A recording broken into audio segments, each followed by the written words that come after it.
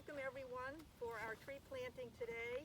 We're outside the Ames Mansion, and we have a very special tree that we're going to be planting, and we have Al Sachs here, who is responsible for the tree, and he will be talking after me. I'm here with some board members, Linda Grennan and Beth Smith, along with family and friends and park staff. A little bit about the Ames family. Oakes Ames was the head of botany at Harvard, and was also a specialist in orchids, and he and Blanche would travel all over the world to tropical climes and find specimens, and Blanche, as an artist, would actually do paintings of the orchids that he would find. Can't breathe. You can take it. Yeah, there we go. But they both started Borderland, and their grandson, Oakes Ames Plimpton, who is here with us today, also started the Friends of Borderland. And it is a 501(c) nonprofit organization, and our job is to raise funds for the park, to help with the needs of the park, and also for programming to help our visitors have a great park experience. A little bit about, what else was I going to talk about? Even though we're in a pandemic right now, the Friends are busy, and we have a lot of programs and projects that are going on. We're refurbishing the pool, and I really want, folks, I want you to go over and see that. It really looks nice now. It's coming along, and it's going to be back to how it was originally, not actually as a pool, but fortunately, it's not a pool. Yeah. Yeah. Not quite. Our gift shop, and we have one of our gift shop committee members here, Linda Grennan, it has been all redesigned, and it's really beautiful now. A lot of room to walk around and buy whatever you like, and the kitchen is being repainted. Oh. So we have those projects going on right now too. So And we've gone online. yes, we are. Our gift shop is online, and also we are on Facebook, and we have a website, friendsofborderland.org. So you can visit us there on our website to find out, what we're doing and what's going on. I'd like to introduce now Al Sachs, and he's going to talk about our new baby that we're going to be planting today. Thank you very much for having us here today. Today we are here to present a beautiful ornamental crabapple named in honor of Blanche Ames. But also we're really here today to talk about the friendship between two families. This day started on June 28, 2018, when my cousin Vicki and I had organized a trip to Borderlands with my uncle Edward Sachs. Ed Sachs was 89 years old at that time, and we often went out to do different fun things with him. And coming back to Borderland was a treat for him, because as a child he came out with my grandparents to visit the Ameses in their estate out here. So we had a fun tour. It was really exciting, stimulated a lot of memories. We had a lot of talking about different stories. But when we toured the property, realized there's no Blanche Ames malice here. There's no ornamental Blanche Ames here. So that kind of gave me the idea, like, we should get a Blanche Ames for Borderlands, and let's get one for Smith College too, because Blanche was an alumna of Smith College. So let me talk a minute about my grandfather and my grandmother and their relationship to the Ameses. My grandfather was Dr. Carl Sachs, and my grandmother was Dr. Hallie Jolivet Sachs, and they were friends of the Ameses, obviously. And they shared an interest in plants and horticulture, as well as Planned Parenthood, world population growth, and other social causes. Carl Sachs was a plant breeder, a geneticist, and the director of the Arboretum after Oakes' time. And Carl had a special interest in ornamentals. One of the best ornamentals apples that he came up with was number 6639. And for 10 years he worked with 6629. And until 1955, he decided that he wanted to name it in honor of Blanche. So I went to Smith College, which has Blanche's archives, and I started digging through the archives there, and I was very pleased to find the original letter of my grandfather to Blanche requesting that he have permission to use her name. Al, can you wait 1 second? You're hard to hear. Okay. With the plane. Or talk louder. Okay, so where should we go back to? Nope. So 1955. Okay. So I find this letter in the archives, and it's on letterhead from Carl Sachs to Blanche, and asking to write to name the plant after her. And later I was thinking, like, you know, these folks are inveterate letter writers. Everybody wrote letters back and forth, and I said, I bet there's a response. I contacted the special collections at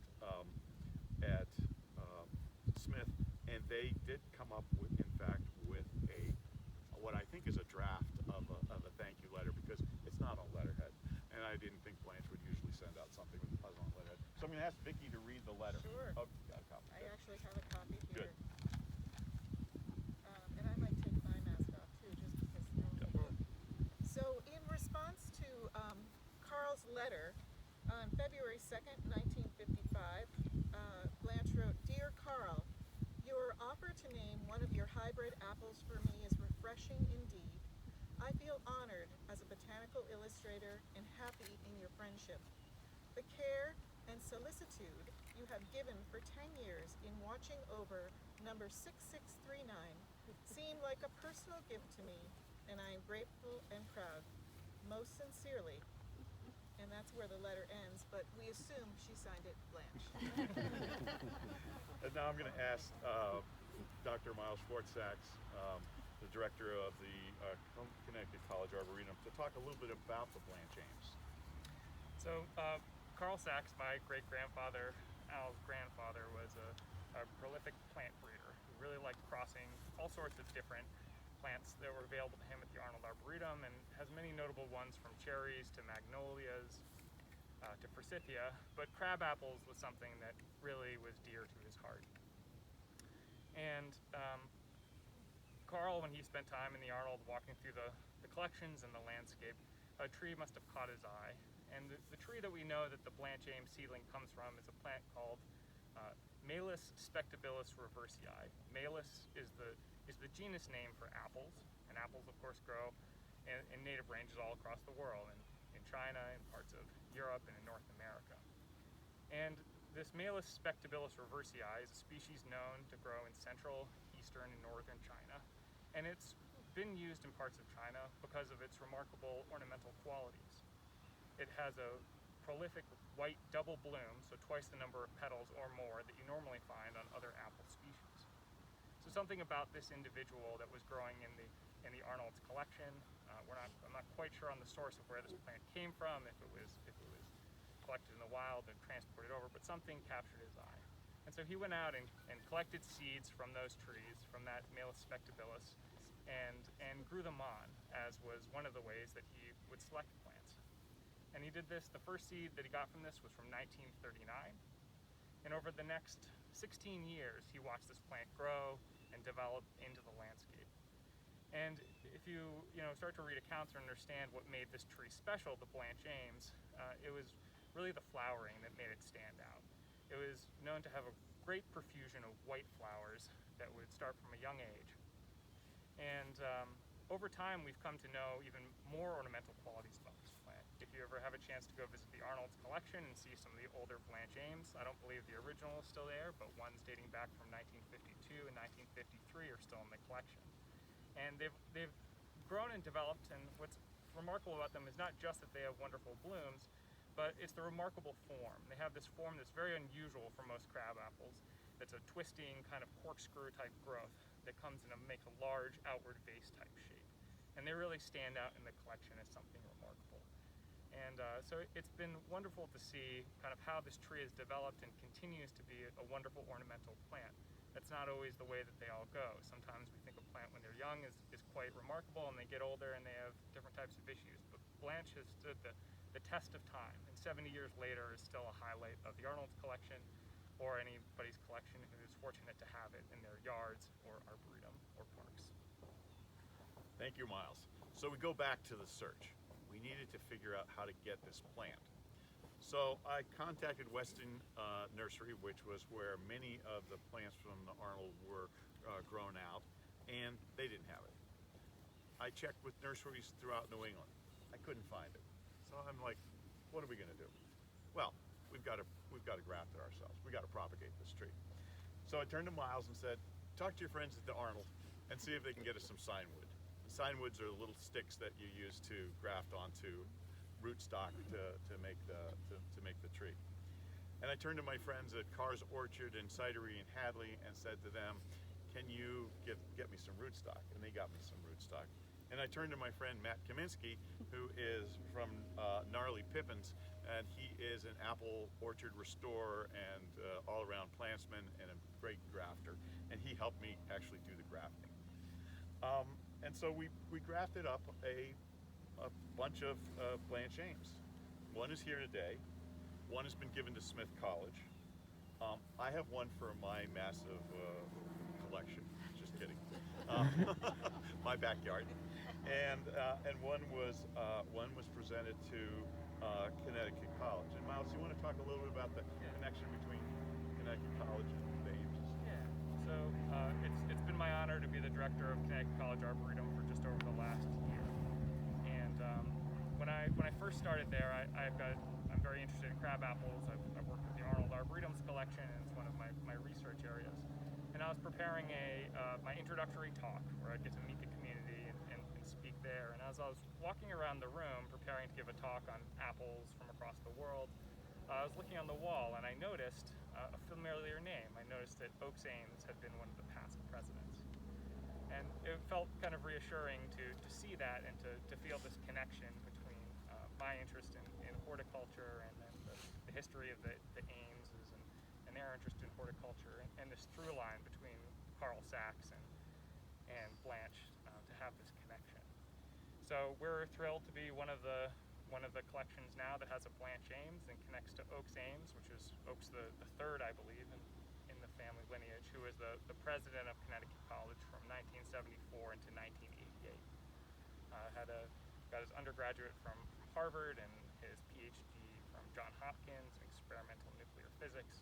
And his time at Connecticut College is remembered for significantly growing the endowment from his focus on the sciences and expansion of our sciences programs there, our economics programs, job preparedness, job readiness, as well as athletics.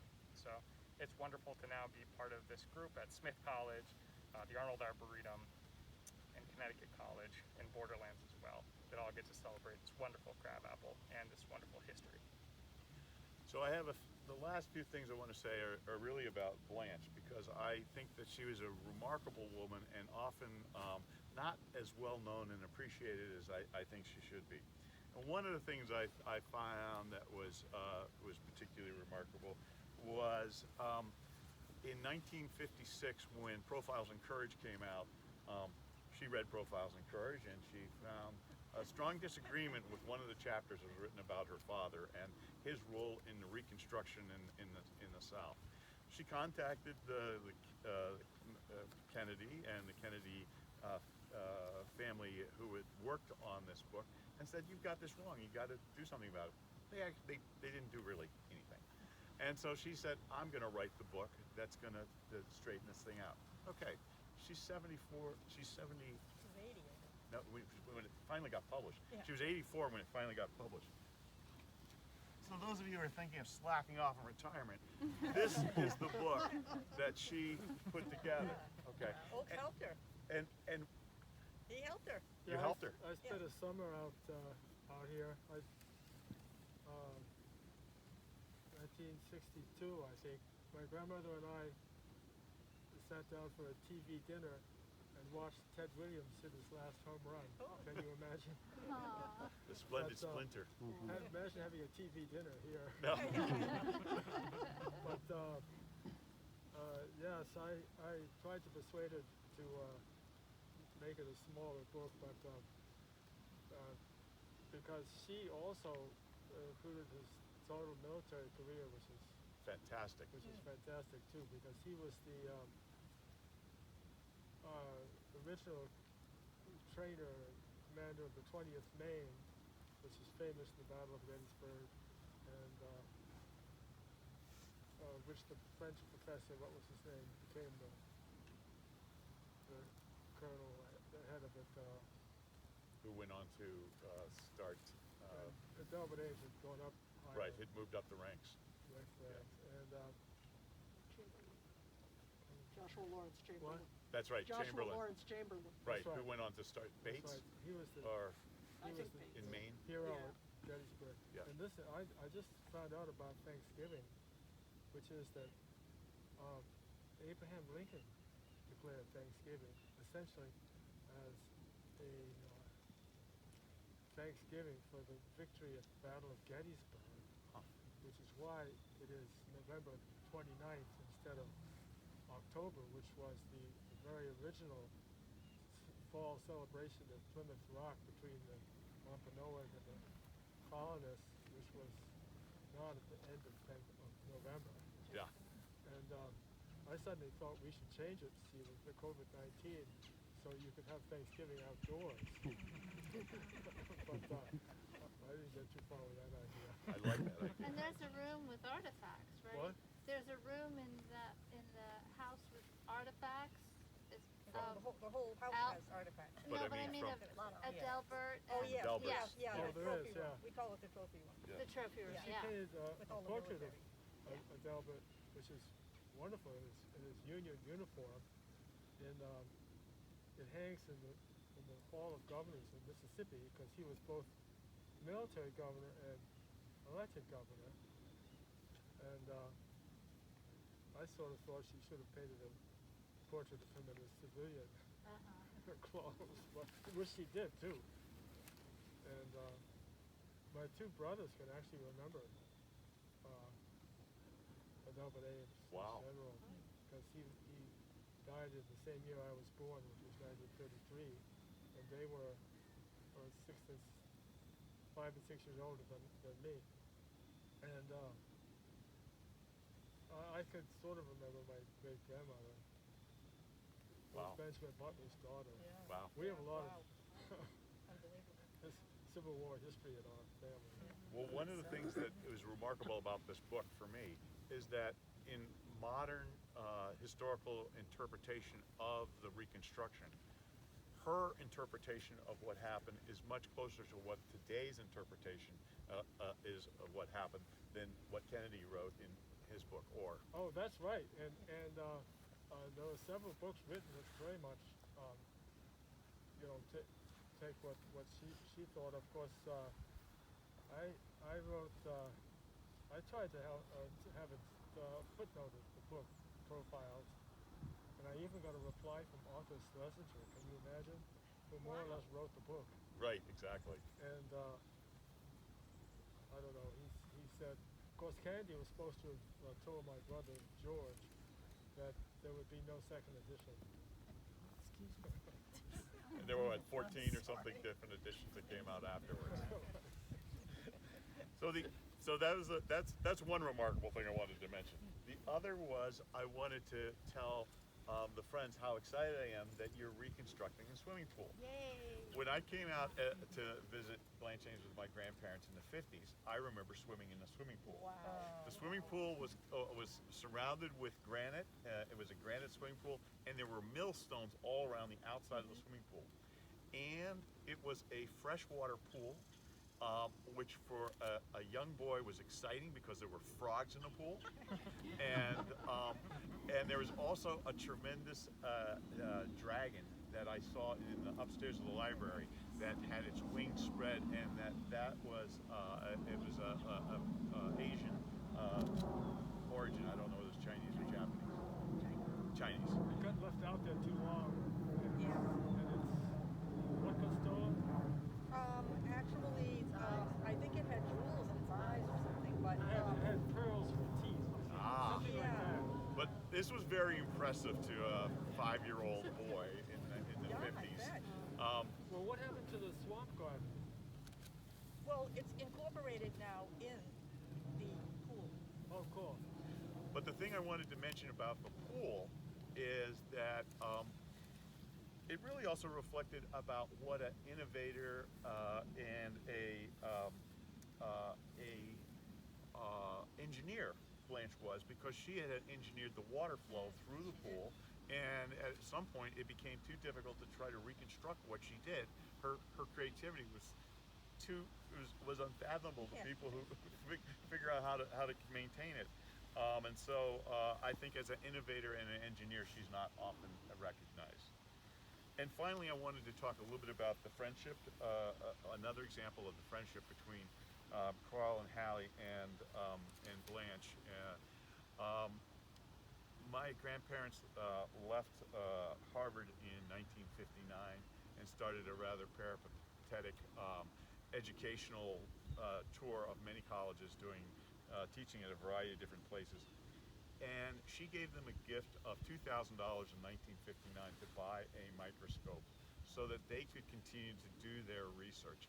They were studying the radiomimetic effects of various substances on onion root tips. So basically what they were doing is they were looking at genetic abnormals, thank you, of various substances on this plant material. And so she really made it possible for them to continue to do their research even though they were not embedded in an academic institution. Just to give you an example, for people who are not particularly well off academics, $2,000 today would be like giving somebody $16,000. And so they had a very good microscope. I remember as a child going down to seeing them working on the microscope, and I would look in and see these little squiggly things that they were looking at and counting and making notes on. So Blanche was really, truly a remarkable woman, and I feel honored to be able to talk about her today. And I hope that we can continue to honor her and the friendship between these two families into the future. Great. Thank you. Thank you very much. Very nice.